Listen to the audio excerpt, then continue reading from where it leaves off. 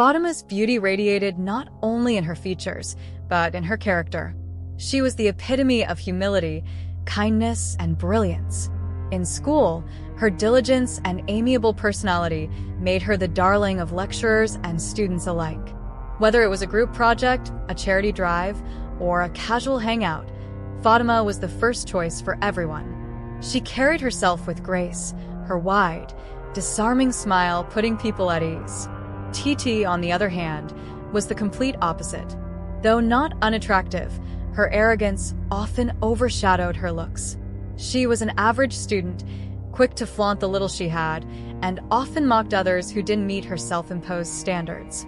Her boastful remarks and competitive spirit created a quiet distance between her and others. Despite their differences, the two girls were close friends, or at least, that was how Fatimah saw it. She believed Titi's biting comments were harmless banter and that her competitive streak was just her way of coping. Fatimah often helped Titi with assignments and even shared opportunities, believing in lifting her friend along with her. Titi, however, harbored a deep-seated envy that began in their university days. Whenever Fatimah was called out as the best in a class presentation or received a scholarship, Titi couldn't help but feel like the universe had unfairly tipped the scales in her favor. Then there was Akarid, a tall, charming, and wealthy young man whose mere presence turned heads. Akarid was every girl's dream, and Titi was no exception. However, it was clear that his eyes were fixed on Fatimah. He often lingered around her after lectures, carried her books, and even once surprised her with her favorite snacks during a late-night study session. Titi noticed the way Akarid's gaze softened around Fatimah and how his smile stretched wider when she laughed. Though she tried to dismiss it, jealousy began to consume her. She told herself that Fatimah always had everything: beauty, intelligence, and now the man she had secretly admired. After graduating, Fatimah and Titi found themselves posted to Lagos for their National Youth Service Corps, NYSC. Fate had placed them in the same community development service group, and they spent weekends volunteering together. Fatimah continued to shine even in this new environment. Her humility earned her the admiration of their supervisor, who often referred to her as a light in the darkness. Akarid, who was based in Lagos, didn't let the opportunity to grow closer to Fatimah slip by. He visited her frequently, brought her gifts, and eventually professed his love. It was a beautiful moment for Fatimah, who had also developed feelings for him over time. The news of their relationship spread quickly, and Titi pretended to be happy for her friend. But deep down, bitterness brewed. She couldn't understand why Akarid hadn't noticed her instead. Titi began to distance herself from Fatimah, claiming to be busy, but in truth, she couldn't bear to see them together. When Akarid proposed to Fatimah and wedding plans began, Titi's jealousy reached its peak. She spent sleepless nights obsessing over their happiness. Her thoughts grew darker, and she began to consider desperate measures to ruin what she couldn't have. One day, while walking through a bustling Lagos market, Titi stumbled upon a small, dimly lit shop with strange charms and herbs displayed at the entrance. A sign above the door read, "Solutions to all problems." Something drew her inside. An elderly herbalist greeted her, his sharp eyes seemingly peering into her soul. Titi explained her problem without naming names, painting herself as the victim of an unjust world. The herbalist nodded knowingly and handed her a small pouch of powder. "Sprinkle this on her," he said, his voice low and gravelly. "It will confuse her mind, make her lose her way.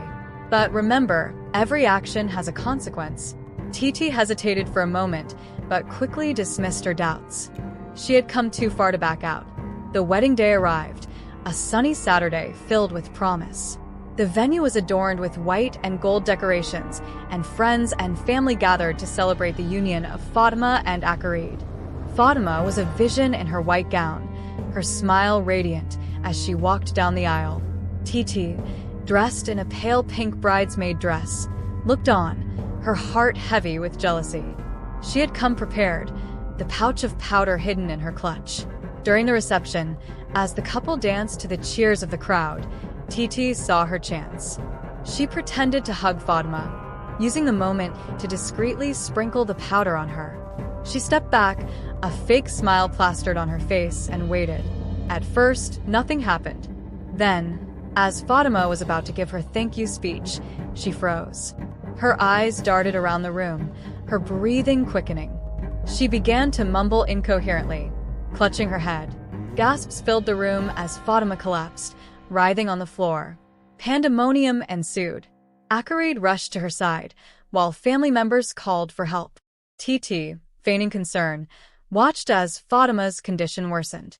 But deep inside, a pang of guilt gnawed at her. Fatimah was rushed to a nearby hospital, but doctors couldn't find anything physically wrong with her. Desperate, her family sought spiritual help. An imam was invited, and he began to pray fervently for her. After hours of prayer, Fatimah's condition improved.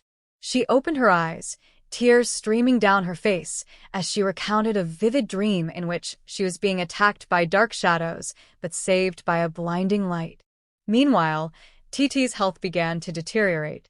She was bedridden within days, plagued by nightmares and a high fever. Consumed by guilt and fear, she eventually confessed everything to her family. News of Titi's confession spread quickly, and she was brought to the same imam who had prayed for Fatimah. The imam admonished her, reminding her of the dangers of envy and the power of repentance. Titi broke down, begging for forgiveness. Fatimah, ever kind and forgiving, visited Titi despite the betrayal. "I forgive you," she said softly, "but you need to forgive yourself and change." Titi nodded, tears streaming down her face. The two women shared a moment of reconciliation, though their friendship would never be the same. Fatimah and Akarid's wedding was rescheduled, and this time, it went off without a hitch. The experience left a lasting impact on everyone involved, a testament to the destructive power of envy and the healing power of forgiveness.